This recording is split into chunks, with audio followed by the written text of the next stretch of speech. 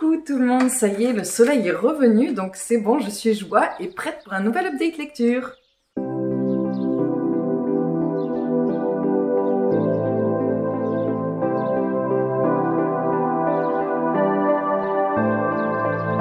Aujourd'hui, je vais vous présenter 4 lectures. Il y a 4 lectures plutôt pas mal. Il n'y a pas de réelle déception. Il y a du coup de cœur, mais il n'y a pas de réelle déception.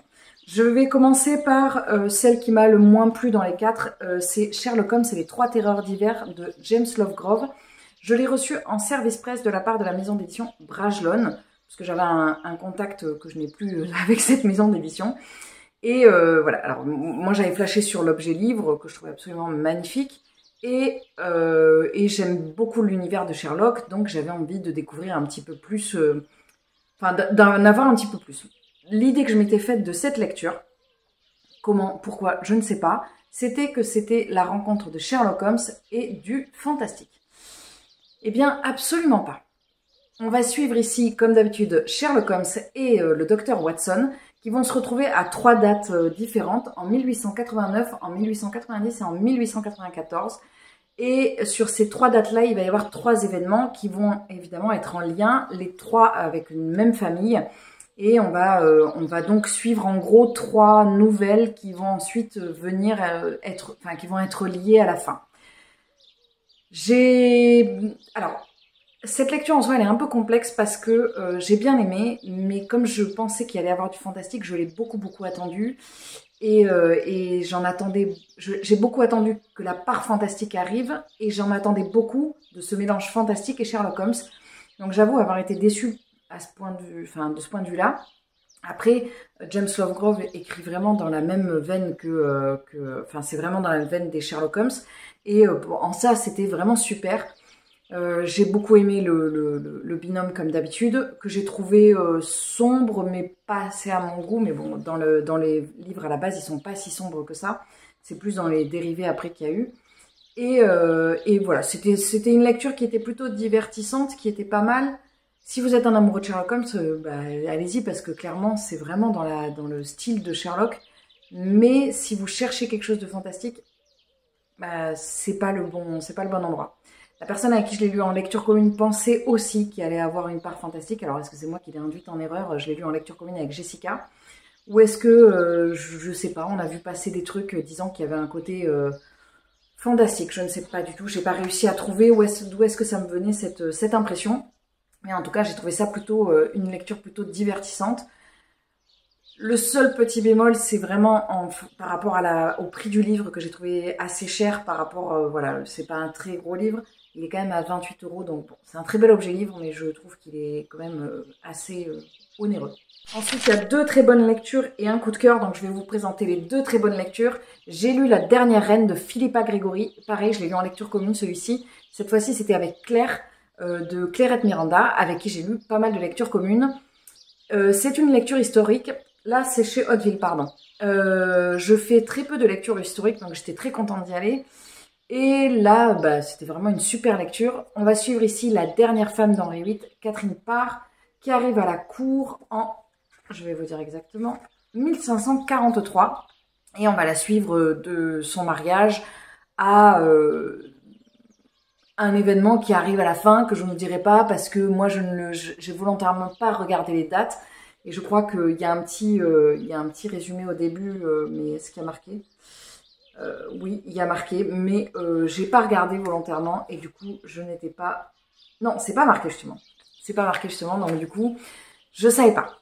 Je savais pas quel était l'événement qui allait clôturer cette histoire, donc je vous le dis pas parce que vous verrez bien. En tout cas, ça se déroule sur plusieurs années. On va suivre donc Catherine Parr qui arrive à la cour d'Henri VIII, qui était donc de la famille des Tudors.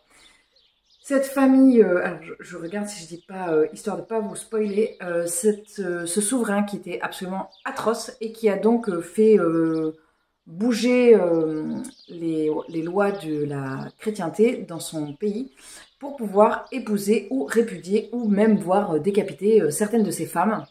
Donc pour ceux qui ne connaissent pas, il y a la série Les Tudors, évidemment qui est très très bien faite. Moi je me suis arrêtée à la saison 2, mais qui parle enfin, la saison 2 parle de son premier mariage et de son mariage, de son second mariage avec Anne Boleyn.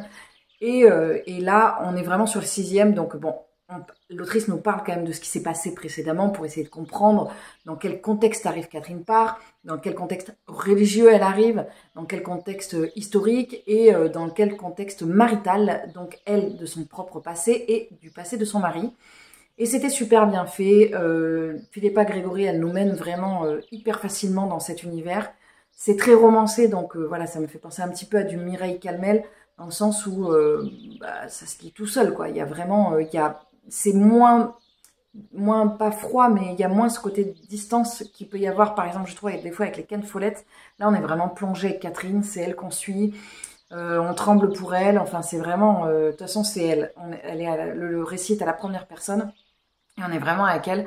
Moi, personnellement, il y a eu des moments où je n'étais pas sereine, et il y a des moments où je me sentais pas très bien non plus, parce que bon, on va suivre quand même Henri VIII, qui n'est plus très en forme, le pauvre, il n'est pas très vaillant. Notamment, il a un petit problème de moisissure de jambes, qui est plutôt bien décrit, hein, et c'est plutôt dégueulasse, voilà. Donc, c'était super bien. Je lirai évidemment encore du Philippa Gregory, parce que j'ai adoré sa plume, et j'aimerais bien lire Deux sœurs pour un roi, même si je sais comment ça se passe et que je connais l'histoire. C'est donc l'histoire de Anne Boleyn et de sa sœur qui au départ, c'était pas Anne Boleyn qui était promise à Henri VIII. Donc ben voilà, j'ai été ravie de découvrir cette autrice. Je serais ravie de redécouvrir d'autres ouvrages. Je sais pas si elle en a écrit d'autres, mais voilà, c'était une petite incartade historique fort agréable. Dans les très bonnes lectures, mais qui sont pas un coup de cœur, j'ai lu le 2e tome des enquêtes du département V de Jussi Adler-Olsen chez le Livre de Poche. Il s'agit de Profanation. J'avais lu le premier tome qui s'appelle, je ne sais pas, j'ai pas regardé, et en plus il est juste derrière moi, il s'appelle Miséricorde. Et donc je m'étais dit, j'avais envie d'avancer dans les sagas, je me suis dit, c'est parti, on va lire un petit polar. C'est quand même du gros polar, mais bon, ça se lit très facilement, comme d'habitude, je trouve, avec ce genre-là. Donc là, on va retrouver Karl Mork et Assad, qui donc forment le département V, et qui donc, leur travail, ça va être de réouvrir des enquêtes, des cold cases en fait, des enquêtes non résolues. Là, ils vont se retrouver dans un cas de figure particulier parce qu'on va leur imposer quelque part, parce que, enfin, ils vont se retrouver avec le dossier, Karl va se retrouver avec son dossier sur le bureau, même si c'est pas lui qui l'avait sélectionné, donc quelque part ça lui est un petit peu imposé. C'est une enquête qui a déjà été résolue et pourtant il y a plein de signes qu'il envoie sur cette enquête-là pour essayer de comprendre, pour essayer de la recreuser un petit peu, dirons-nous, pour la réouvrir. Et c'était super chouette. Alors il y a une nouvelle personne qui arrive dans la team d'enquêteurs du département V. Le seul petit bémol que j'ai eu sur ce livre, c'est que, alors déjà c'est gore. Je préfère vous mettre un warning, trigger warning. Il y a quand même des passages qui sont hyper gore. On est sur de la malveillance et de la perversion humaine qui est assez dirigée vers les animaux. Donc c'est quand même assez gore. Et il y a un côté vice humain qui des fois est vraiment sale. C'est-à-dire Jussi Adler-Olsen, on n'est pas non plus dans le glauque à fond, mais on n'est pas non plus dans le Cosy Mystery. Il y a quand même des trucs où des fois c'est un petit peu dégueu.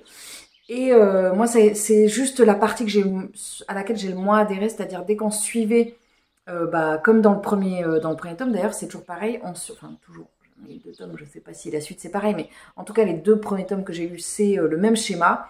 Il y a d'un côté, on suit la team d'enquêteurs, et de l'autre, on va suivre les meurtriers, ou le meurtrier, ou les kidnappeurs, ou enfin, en tout cas, la personne qui a commis l'acte répréhensible et condamnable sur lequel Karl enquête.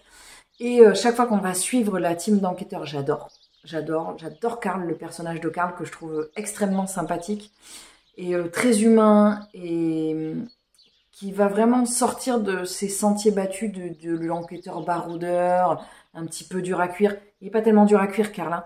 Il vit avec un colocataire qui ne s'avoue pas ouvertement homosexuel, avec son beau-fils qu'il a recueilli parce que sa mère ne s'en occupe pas. Et il a quand même pas mal le cœur sur la main, même s'il veut pas trop le montrer des fois, mais il est quand même hyper gentil. Donc j'adore toute la partie avec Assad et avec Karl, et avec le nouveau personnage qui arrive, que j'ai beaucoup aimé aussi. Et dès qu'on va suivre les autres, je trouve ça souvent, c'est la partie la plus glauque, c'est la partie que j'aime le moins. Donc voilà, c'est pas un coup de cœur, mais ça reste une super team d'enquêteurs. Ça reste une super saga que j'aime beaucoup. J'irai évidemment vers le tome 3. Je crois qu'il y a 10 tomes et que après ça s'arrête. Je sais pas si ça a été terminé, mais en tout cas, je sais plus. Mais en tout cas, je les lirai avec grand plaisir. J'ai le tome 4 dans ma palle, donc il ne me reste plus qu'à me procurer le tome 3. Le dernier livre que je vais vous présenter, c'est un coup de cœur et c'est aussi un cadeau que j'ai reçu de la part de l'une d'entre vous, que je remercie encore infiniment. Claire, évidemment, si tu passes par là, je t'embrasse et je te remercie. J'ai lu Le Jardin des Silences de Mélanie Fazi. Mélanie Fazi, elle est connue pour être la traductrice de Brandon Sanderson. Donc déjà, c'est un chef-d'œuvre en soi, enfin c'est un exploit en soi parce que être traducteur, pour moi je trouve ça incroyable. Et être traducteur de fantasy, ça doit être dingue, et encore plus de Brandon Sanderson qui fait que du pavasse et qui fait un univers très particulier. Si j'aime Brandon Sanderson, c'est aussi parce que Mélanie Fazi, elle y apporte sa touche. On sait très bien que les traductions jouent énormément. Donc forcément, j'avais envie de découvrir cette autrice, et Claire a eu la gentillesse de m'envoyer son bouquin. Ici, on va avoir, je crois, quelque chose comme 12 nouvelles qui vont être d'un univers toutes différentes. Avec vraiment, il y a du... Alors, c'est pas de la SF, c'est rangé dans le folio SF, mais c'est pas de la SF. Il y a surtout du fantastique, il y a de la fantaisie et il y a du fantastique. Et on va suivre vraiment des univers très différents. Et c'était absolument incroyable. Il y a des nouvelles qui sont des véritables bijoux en soi, c'est-à-dire que Mélanie Fazi, elle arrive à nous transporter sur un nombre de pages assez limité, à nous immerger dans un univers... de manière extrêmement rapide, et j'ai réussi à m'attacher au personnage, ce qui est quand même un exploit parce que il y avait peu de pages et peu de données, et elle a réussi à mettre un petit goût de reviens-y qu'on peut pas avoir parce que c'est une nouvelle. Donc j'avais très envie d'avoir la suite de plusieurs d'entre elles. Il y a certaines des nouvelles qui ont clairement été un coup de cœur. Pour tout vous dire, j'ai eu un coup de cœur sur la nouvelle L'autre route, Les Sœurs de la Tarasque, L'été dans la vallée et Le Jardin des Silences. Je pense que ça a été... j'ai bien aimé Dragon caché aussi. Celle que j'ai un poil moins aimée, c'est celle qui parle de la musique, mais parce que je suis pas très bon public en ce qui concerne la musique au niveau des bouquins. Je suis toujours un petit peu dure, mais ça reste quand même une super lecture.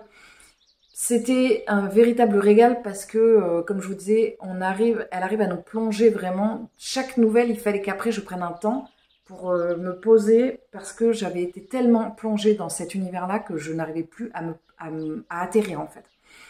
La plume est extrêmement poétique, la plume de Mélanie Fazi est extrêmement poétique et va vraiment mélanger tout ce côté fantastique, fantasy, et le côté fantastique était un chouïa dérangeant, mais comme il faut, parce que dans le fantastique, il faut vraiment qu'il y ait un espèce de truc genre quelque chose qui nous déstabilise, mais sans nous mettre mal à l'aise pour autant, et c'était vraiment trop chouette.